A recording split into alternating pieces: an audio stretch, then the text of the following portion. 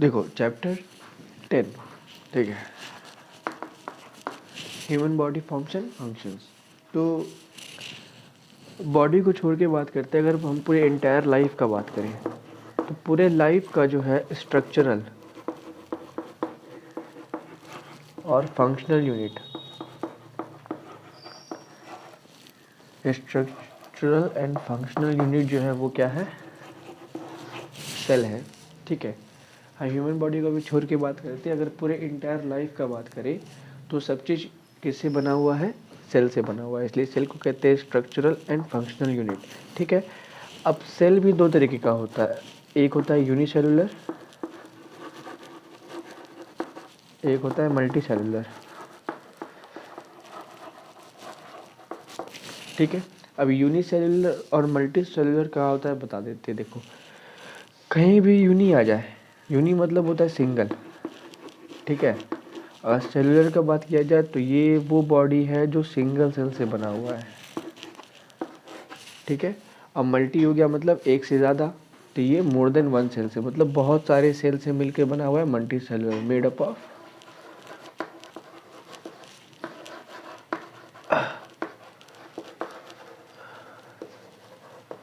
मोर than one cell. तो unicellular क्या हुआ, यूनिसेलुलर वो हुआ जो सिंगल सेल से बना हुआ है, मतलब यूनि मतलब होता है सिंगल, ठीक है, यूनि मतलब होता है सिंगल और सेलुलर मतलब सेल, और मल्टी मतलब जो एक से ज़्यादा हो।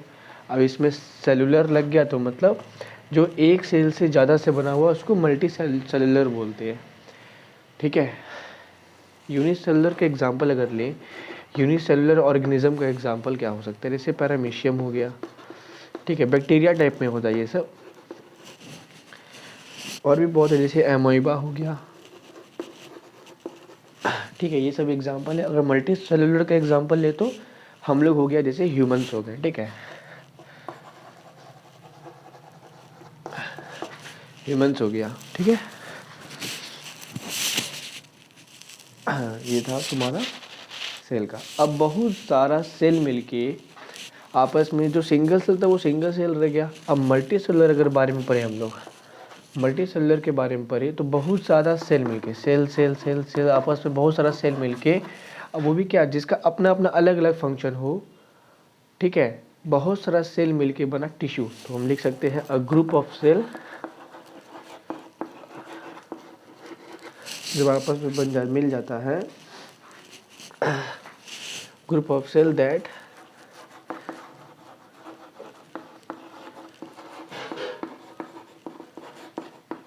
स्पेसिफिक फंक्शन, मतलब बहुत सारा सेल आपस में मिल के कुछ ना कुछ फंक्शन क्रिएट कर देता है, तब उसका नाम पड़ता है टिश्यू। क्या नाम पड़ता है, टिश्यू। अगर एग्जांपल लें ह्यूमंस में तो जैसे हो गया बोन्स, बोन्स का टिश्यू अलग होगा,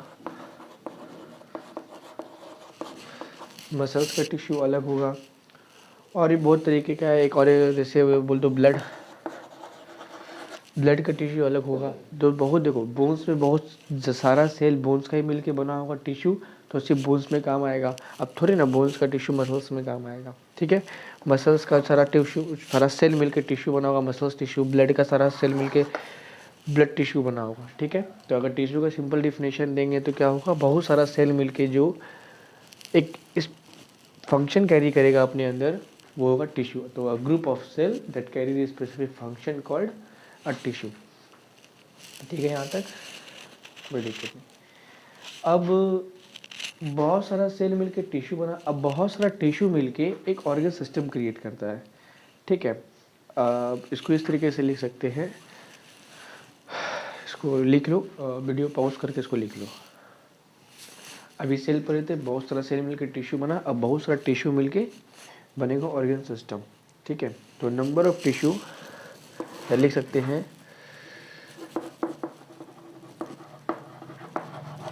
साथ साथ लिखते भी जाओ एक कॉपी में, तो तुम लोग का भी रिवीजन बढ़िया होगा। Number of tissue together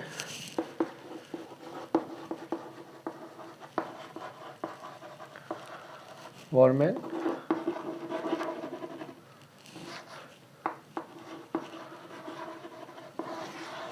organ. अब जब ये साथ में मिलके जब सब काम करेगा यही सारा ऑर्गेन वर्किंग, ये सारा ऑर्गेन जब साथ में मिलके काम करेगा, मतलब वर्किंग टुगेदर। अब जब पूरा एक टीम जो है साथ में मिलके काम करता है तो वो एक सिस्टम बन जाता है, ठीक है, ये तो पता, वो एक सिस्टम बन जाता है। अब मेरा टीम है, सब हम पूरा टीम के साथ हम मिलके काम करेंगे तो मेरा एक सिस्टम बन जाएगा। तो ये ऑर्गन का सिस्टम है, इसलिए इसका नाम पड़ गया ऑर्गन सिस्टम। कोई दिक्कत बहुत सारा सेल मिलकर टिश्यू बना, बहुत सारा टिश्यू मिलकर ऑर्गन बनेगा। अब पूरा ऑर्गन जब साथ में काम करता है तो एक क्रिएट करता है ऑर्गन सिस्टम, ठीक है। जैसे एक ऑर्गन सिस्टम, जैसे हार्ट होता है, हमारा ऑर्गन है, हार्ट में कितना टिश्यू मिला है, सब हार्ट एक ऑर्गन है, अब सब मिल के काम करता है। इसका जो हार्ट बीट करता है तो एक ऑर्गन सिस्टम क्रिएट करता है, ठीक है।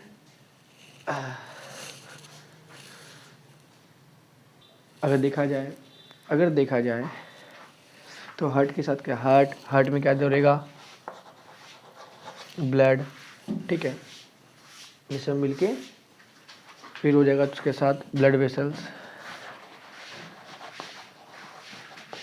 ये सब मिलके एक ऑर्गन सिस्टम क्रिएट करा। इसको अगर हम लोग नाम देंगे तो इसका नाम पड़ता है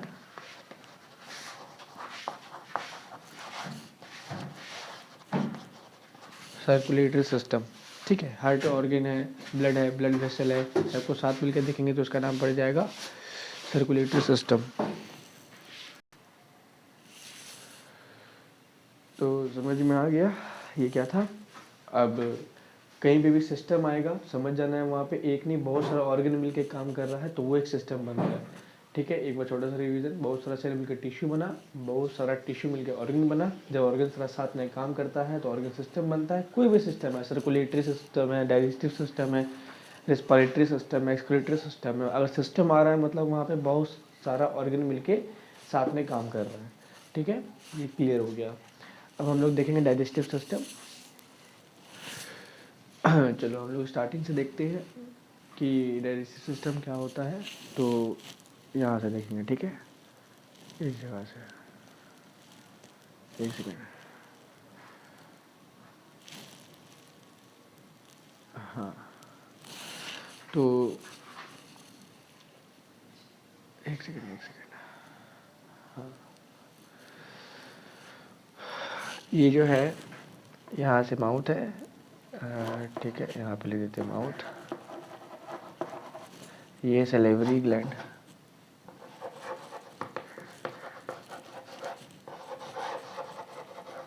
दिख रहा है कि नहीं दिख रहा है, हाँ ठीक है, ये सैलिवरी ग्लैंड है, ये जान ही रहे लीवर है, ये स्टोमक है। अगर स्टोमक का कोई शेप पूछे तो स्टोमक का शेप जो होता है वो होता है जे शेप्ड का, ठीक है, जे शेप का स्टोमक होता है, ठीक है। ये छोटा सा एकदम दिख रहा होगा, ये जो है हमारा पैनक्रियाज है, ठीक है, इसको कौन नहीं जानता, ये है लार्ज इंटेस्टाइन,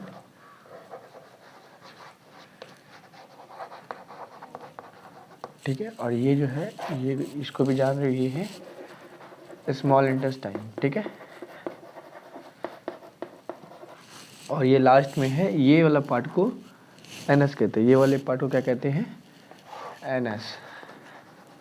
और इसके जस्ट ऊपर आता है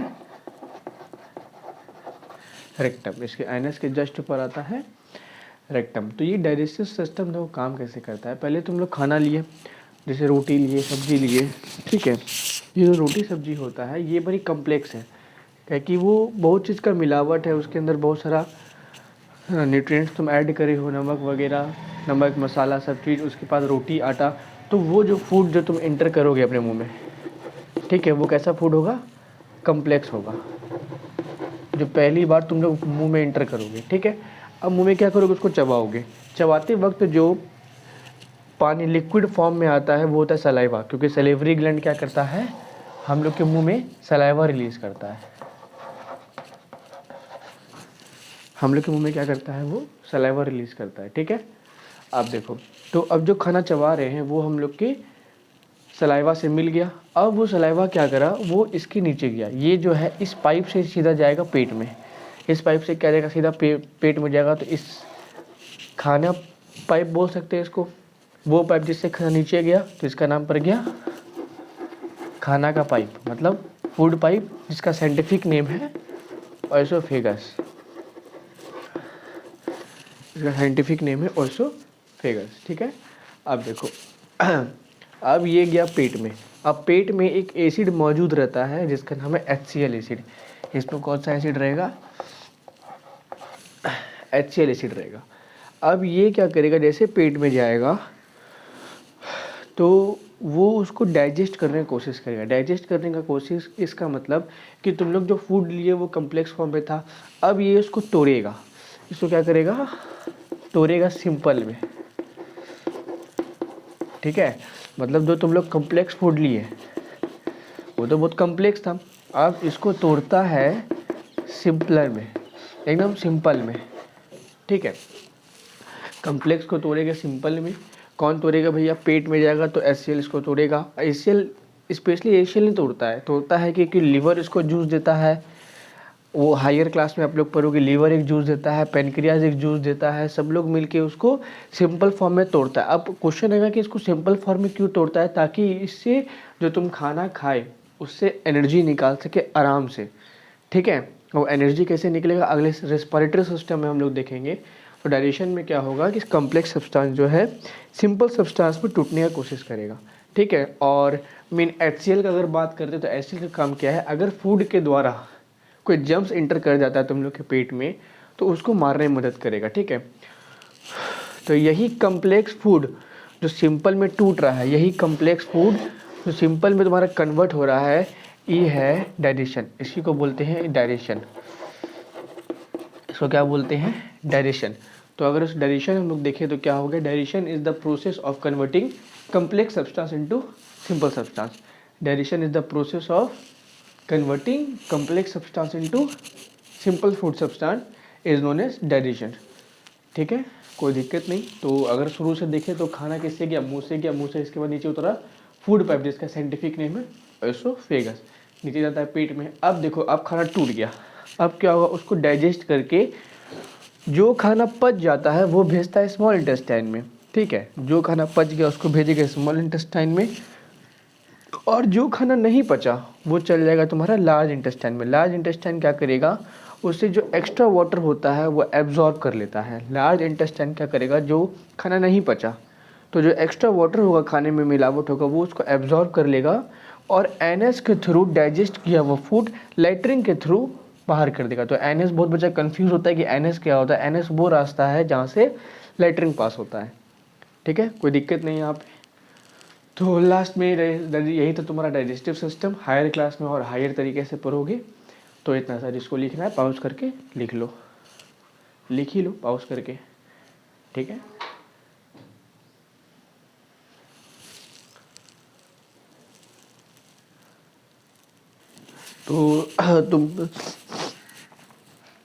तो डाइजेस्टिव सिस्टम में तुम लोग देखे कितना सारा ऑर्गन जो है मिलके एक डाइजेस्टिव सिस्टम को कंप्लीट किया। एक सिस्टम था तो बहुत सारे ग्रुप ऑफ ऑर्गन आया, ठीक है। उसी तरह रेस्पिरेटरी सिस्टम देखेंगे किस तरीके से। तो सबसे पहले समझो रेस्पिरेशन क्या है, उससे पहले समझो कि तुम लोग के बॉडी में कैसे होता है। तो ये जो है लंग्स का डायग्राम ड्रॉ किए हैं, इसको जूम करके दिखाते हैं, ठीक है।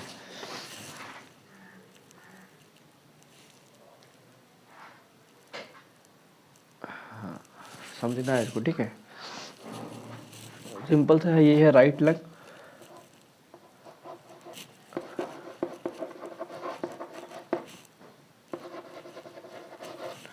ये है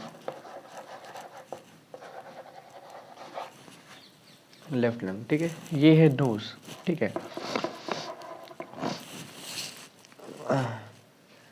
ये है नोज, ठीक है। अब नोज के अंदर जो कैविटी होता है, जहाँ पे, जिसको हिंदी में लोग मसूड़ा बोलते हैं, उसको है नेसल कैविटी। उसका इंग्लिश का जो नाम है वो है। अब नाक से हम लोग क्या करेंगे? हवा लेंगे, हवा अंदर लेंगे। अब हवा अंदर जाएगा इस पाइप के थ्रू। अब खाना जाता था तो उसका नाम पड़ गया फूड पाइप, तो उसी तरीके से इसका नाम पड़ जाएगा विंड पाइप, है ना। जो पाइप से खाना गया फूड पाइप, जो पाइप से हवा जा रहा है वो पड़ जाएगा तुम्हारा विंड पाइप। अब विंड पाइप को जो है साइंस में बोला गया है ट्रैकिया। क्या बोला गया है? ट्रैकिया। ठीक है, ट्रैकिया। अब यहीं पे होता है एक लैरिंक्स होता है, फेरिंक्स होता है, दो तो होता है, एक लैरिंक्स और इस जगह पे होता है फेरिंक्स। तो स्पेशली लंग्स का काम क्या होता है कि हम लोग जो सांस लेते हैं ऑक्सीजन और वापस क्या देते हैं? Carbon dioxide. हम लोग क्या इनहेल करते हैं? हम लोग इनहेल करते हैं ऑक्सीजन और एक्सहेल क्या करते हैं? एक्सहेल करते हैं कार्बन डाइऑक्साइड। ठीक है, इनहेल करते हैं ऑक्सीजन और एक्सहेल करते हैं हम लोग कार्बन डाइऑक्साइड। ठीक है, अब देखो तो रिस्पायरेशन में एक्चुअली इसका काम क्या है? रिस्पायरेशन मतलब होता है, देखो हम लोग को चलने के लिए, कुछ ना कुछ करने के लिए हम लोग को क्या चाहिए? हम लोग को चाहिए एनर्जी।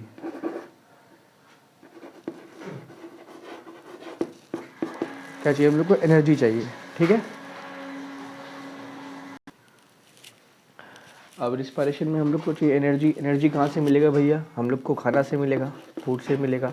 ठीक है, एनर्जी कहाँ से मिलेगा? फूड से मिलेगा। लेकिन रुको, सिर्फ फूड से एनर्जी मिलता है ये सही बात नहीं है। तुम लोग को याद रखना है कि हम लोग खाना खा लेंगे और एनर्जी मिल जाएगा, ज़रूरी नहीं है। ठीक है, एनर्जी तब मिलता है जो फूड जो हम लोग खाएं उसमें ऑक्सीजन हो। ठीक है, अगर मेरा जो खाना खाएं पेट में गया वो जब तक मेरा ऑक्सीजन के साथ रिएक्ट नहीं करेगा तब तक हम लोग को एनर्जी नहीं मिलेगा। बात समझना मेरा बात, कि जब तक हम लोग का खाना जो है, जो हम लोग खाए हैं वो ऑक्सीजन के साथ रिएक्ट अगर नहीं करेगा तो हम लोग को एनर्जी नहीं मिलेगा। इसका मतलब हम लोग जो फूड खाना खाए हैं उसको ऑक्सीजन के साथ रिएक्ट होना बहुत ज़रूरी है एनर्जी मिलने के लिए। और इसी पूरे प्रोसेस को हम लोग रिस्पायरेशन कहते हैं। मतलब एक सिंपल अगर स्टेटमेंट में दें रिस्पायरेशन का तो ये हो गया, जो हम लोग फूड खाएं उसके साथ ऑक्सीजन मिल गया, हम लोग को क्या दे दिया? एनर्जी दे दिया। इसी प्रोसेस को हम लोग रिस्पायरेशन कहते हैं। ठीक है, इसका डिफिनेशन हो जाएगा कि द मैकेनिज्म बोल दो या प्रोसेस बोल दो by which we get energy. अब एनर्जी के साथ किसके हम लोग को एनर्जी मिलता है? किससे एनर्जी मिलता है? दो अब फूड में हम लोग कैसे पढ़े थे, याद करो डाइजेस्टिव सिस्टम में, कि जब कम्प्लेक्स सब्सटेंस जो है सिंपल सब्सटेंस में टूट जाता है और ये किससे मिल जाएगा? फिर सिंपल सब्सटेंस टूट के किससे मिलेगा? ऑक्सीजन से मिलेगा। तब वो एक एनर्जी रिलीज करेगा। तब हम लोग देखे नहीं दिख रहे, इसको बढ़िया से लिख देते हैं। हम लोग क्या पढ़े थे कि जब food plus oxygen equals to energy, ये हम लोग अभी पढ़े। तो हम लोग डाइजेस्टिव सिस्टम में क्या पढ़े थे कि फूड कैसे मिलेगा? कि हम लोग कम्प्लेक्स सब्सटेंस खाना खाएं, ठीक है, वो पेट में जाके टूटा सिंपल में।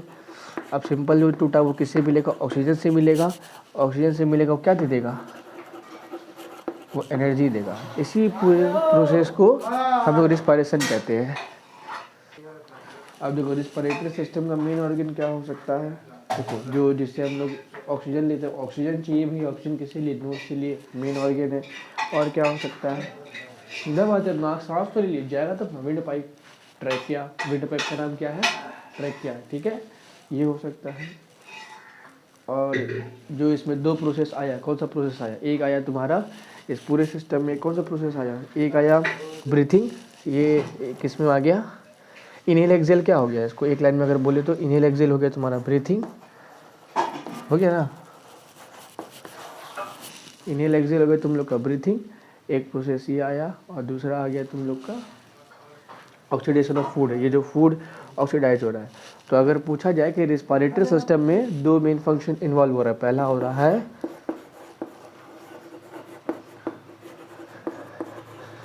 ब्रीथिंग और दूसरा हो रहा है ऑक्सीडेशन ऑफ फूड, जिससे हम लोग एनर्जी मिलेगा। तो दो प्रोसेस का रिवॉल्व हुआ, एक हुआ ब्रीथिंग, एक ऑक्सीडेशन ऑफ फूड। ठीक है, अब देखो इतना रिस्पायरेटरी सिस्टम में क्या बताया था कि पूरा टीम लीडर होता है। तो देखो इतना ऑर्गन मिलकर काम करता है तो एक सिस्टम बनता है। आ रहा है समझ में?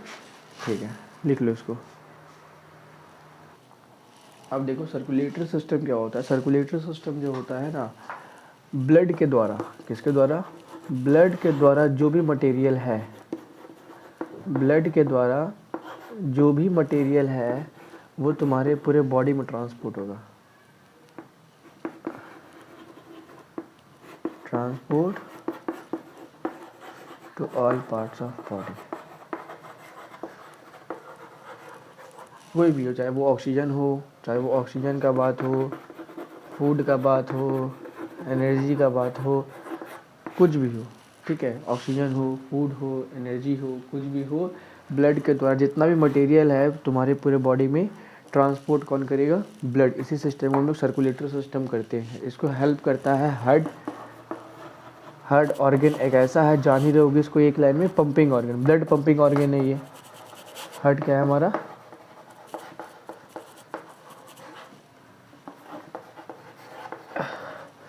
अगर कोई पूछे दिल का काम क्या है तो सीधा बोलना है ब्लड पंप करना, ठीक है, आशिकी करना नहीं।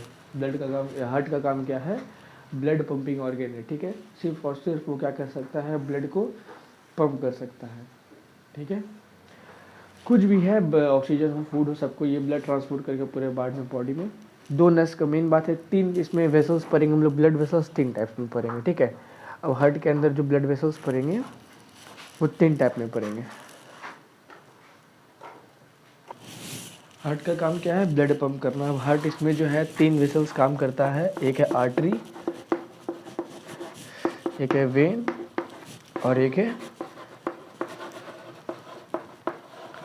कैपिलरीज। सिंपल भाषा में समझो कि जब हम लोग सांस लेते हैं तो आर्टरी से ही, आर्टरी में खून जाके मिलता है जो ये कैरी करता है ऑक्सीजनेटेड ब्लड। अब देखो ऑक्सीजनेटेड ब्लड क्या हुआ, मतलब कि हम लोग जो ऑक्सीजन लिए वो ब्लड में जाके मिल गया तो वो कौन सा ब्लड बन गया? Oxygenated blood. अब ये आर्टरी क्या करेगा? हार्ट से खून लेके जाएगा, हार्ट से खून लेके जाएगा, एरो ध्यान से देखना, हार्ट से ये खून लेके जाएगा, पूरे बॉडी पार्ट फिर सर्कुलेट करेगा, पूरे बॉडी पार्ट्स को ये खून देगा जाके, ठीक है। ऑक्सीजन दे दिया, अब बदले में क्या ले लिया? कार्बन डाइऑक्साइड ले लिया, ठीक है। अब वहाँ उधर से जो हार्ट तक लेके आएगा वो लाएगा वेन, वो क्या लाएगा? वेन। तो अब ये ऑक्सीडेटेड ब्लड था, अब ये ऑक्सीजन लेके नहीं आ रहा है तो ये हो जाएगा डीऑक्सीजनेटेड ब्लड।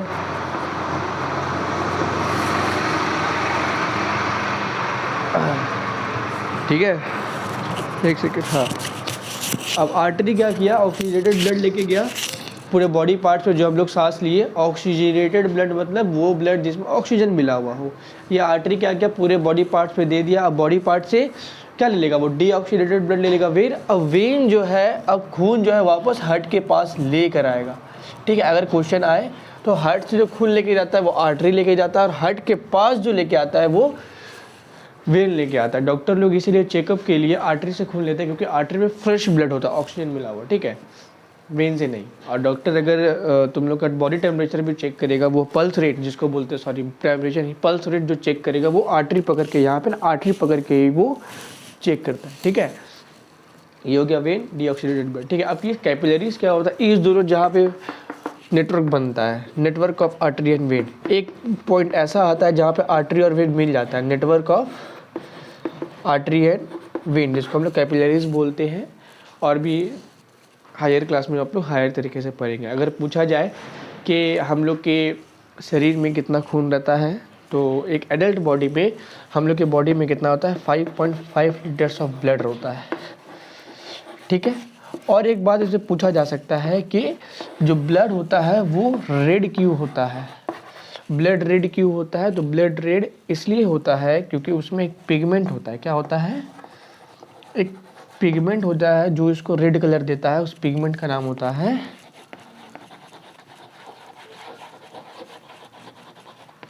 हेमोग्लोबिन, ठीक है।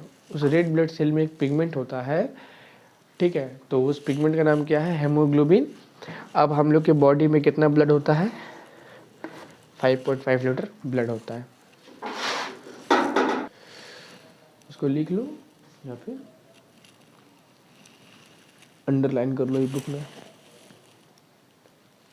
देखो अब हम लोग देखेंगे नर्वस सिस्टम। तो नर्वस सिस्टम जो होता है जो बाकी सिस्टम को कोऑर्डिनेट करे, बाकी सिस्टम को क्या करे? कोऑर्डिनेट करे। कोऑर्डिनेट मतलब क्या होता है? उसका काम बताए उसको करना क्या है। बाकी बॉडी ऑर्गन को काम बताए कि उसको करना क्या है। जैसे हम लोग एक तरीके से बोल सकते हैं कि जब हम लोग अपने आसपास कुछ चेंज देखते हैं, ठीक है, फीलिंग समझ लो, जब हम लोग फील करते हैं कुछ चेंजेस का, ठीक है, हम लोग किसका फील करते हैं, कुछ चेंजेस का, तो हम लोग इस चेंजेस के ऊपर कुछ रिएक्ट करते हैं, ठीक है। वो जो रिएक्ट होता है वो होता है नर्वस सिस्टम करता है। जैसे हम लोग पढ़े ना 5 सेंस ऑर्गन्स, 5 सेंस ऑर्गन क्या क्या है बोलो तो। अगर एक आईज है, कान है, नोज है,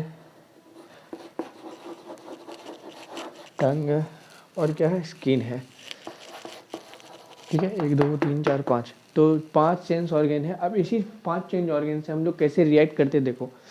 अगर आँख के पास अचानक से कुछ आएगा तो आँख अपने आप बंद हो जाएगा। इसका मतलब ये हुआ कि हम लोग का जो नर्वस सिस्टम था, हम लोग के आँख को कुछ चेंज होने का फील कराया, तो उसके ऊपर जो रिएक्ट किया, आँख हम लोग का बंद हो गया। कान में जो अभी तुम लोग सुन रहे हो, जैसे हम कुछ भी बोल रहे हैं, तुम लोग सुन के समझ रही हो, तो पहले सुन रही हो, फिर तुम्हारा दिमाग जो है इसको समझ रहा है, ये सेंस ऑर्गन है।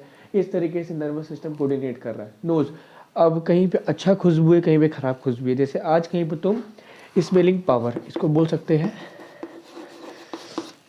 स्मेल में, आइज़ में क्या बोल सकते हैं, व्यूइंग पावर को बोलते हैं। ईयर्स में क्या होता है, हियरिंग पावर होता है। नोज़ में कि हम लोग आंख बंद करके भी कोई चीज़ को सूंघ के बता सकते हैं वो चीज़ क्या है ना। आंख बंद करके भी कोई चीज़ को हम लोग स्मेल करके बता सकते हैं कि वो चीज़ क्या है। टंग, टंग का मेन काम है टेस्ट करना।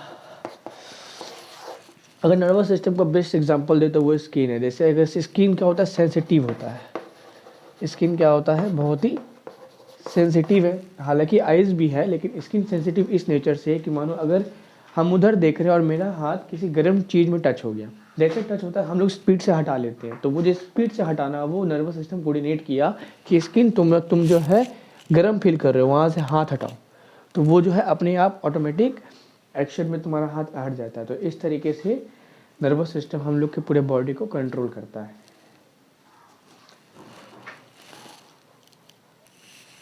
अब देखो एक्सक्रीटरी सिस्टम क्या होता है कि जब हम लोग के शरीर के अंदर बहुत सारा वेस्ट जमा हो जाए, ठीक है। अब शरीर के अंदर अगर वेस्ट रहेगा तो वो हम लोग के शरीर के लिए क्या है, हम लोग के शरीर के लिए वो हार्मफुल है, खतरनाक है, ठीक है।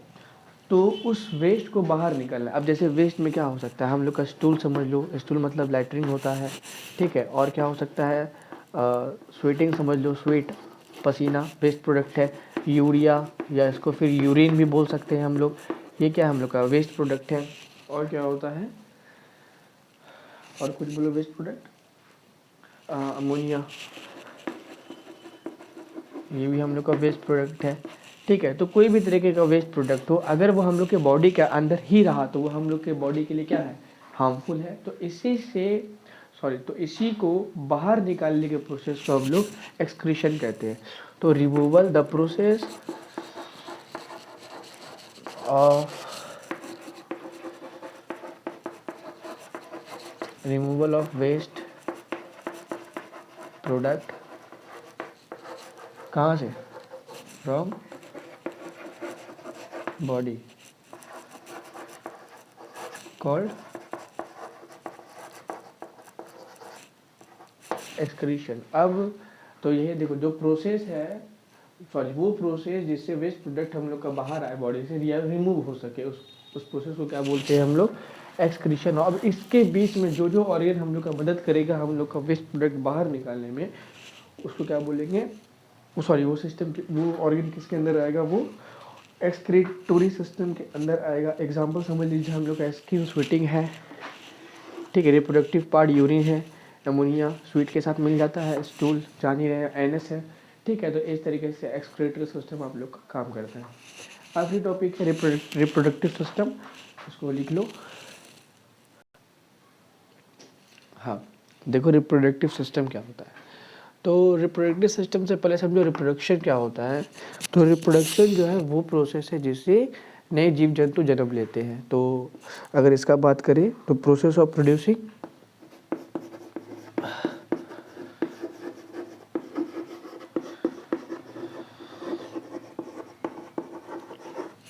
The process of producing offspring of one's kind offspring to one's own kind. Offspring मतलब समझ लो बेबी। बहुत बच्चा कंफ्यूज हो जाता है कि ऑफ स्प्रिंग क्या। ऑफ स्प्रिंग मतलब समझ लो बेबी। अगर इसको सिंपल भाषा में समझाएं तो जैसे पेरेंट है, पेरेंट का जो बच्चा होगा उसको कहेंगे ऑफ स्प्रिंग। पेरेंट्स का जो बच्चा होगा उसको कहेंगे हम लोग ऑफ स्प्रिंग। जैसे कि कुत्ता का बच्चा अगर होगा, कुत्ता है तो वो ऑफ स्प्रिंग क्या कहलाएगा, उसका डॉग ही कहलाएगा। थोड़ी ना कुत्ता बकरी को जन्म दे देगा, डॉग को ही जन्म देगा। गोट जो है गोट को ही जन्म देगा, ठीक है। अपने तरीके को ही जन्म देने को हम लोग रिप्रोडक्शन कहते हैं। The process of producing of spring is known है, और टू ओन्स ओन काइंड, अपने ही काइंड के बच्चे को प्रोड्यूस करने के लिए को प्रोसेस को हम लोग रिप्रोडक्शन कहते हैं, ठीक है। पेरेंट ऑफ स्प्रिंग, ठीक है। अब जैसे ह्यूमंस, लास्ट में ह्यूमंस अगर जन्म देगा तो वो भी ह्यूमंस को ही जन्म देगा, ठीक है। ह्यूमंस अगर जन्म देगा वो भी ह्यूमंस को ही जन्म देगा, ठीक है। अब बहुत सारा रिप्रोडक्शन एग्स में होता है। जैसे हेन जो होती है एग देती है, तो इसका मतलब नहीं कि वो अंडा से क्या निकलेगा, वो उसी का बच्चा निकलेगा। मुर्गी का बच्चा मुर्गी ही निकलेगी, ठीक है। तो इस तरीके से रिप्रोडक्शन को समझाया जाता है कि the process of producing offspring to one's own kind, ठीक है। अगर लास्ट में ह्यूमंस की बात करते हैं हम, तो देखो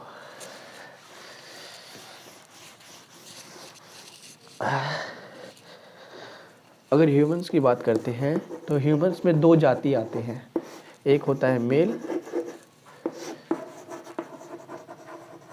एक होती है फीमेल, ठीक है। तो मेल और फीमेल, तो मेल का जो आप लोग के बुक के हिसाब से मेल का जो रिप्रोडक्टिव सिस्टम है, रिप्रोडक्टिव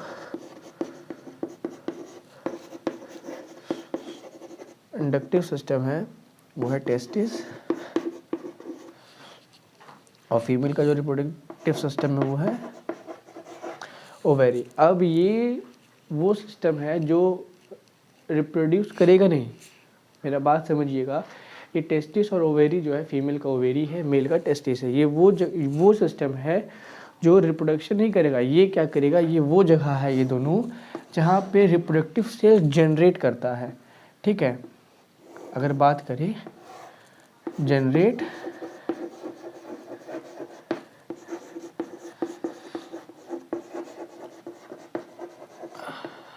रिप्रोडक्टिव सेल,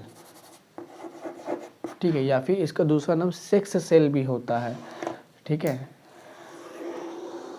तो अगर देखा जाए तो टेस्टिस में कौन सा गैमेट्स, इसको गैमेट्स भी फॉर्म बोल सकते हैं। तो टेस्टिस के अंदर होता है, मेल के अंदर होता है जो होता है स्पर्म, और ओवेरी के जो अंदर होता है वो होता है ओवम, ठीक है। तो ये होता है रिप्रोडक्टिव सिस्टम का, ठीक।